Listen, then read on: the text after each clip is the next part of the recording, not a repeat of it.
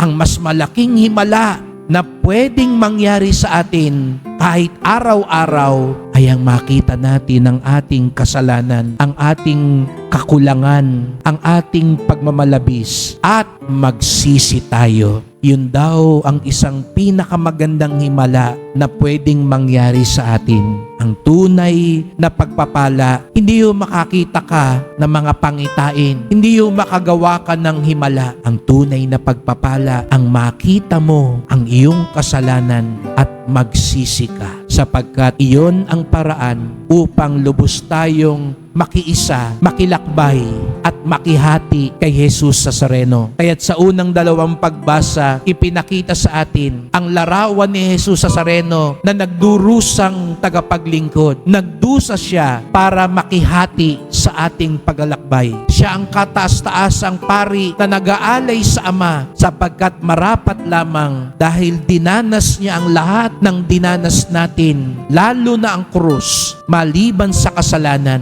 Kaya siya ang nagdadala ng ating panalangin sa Ama.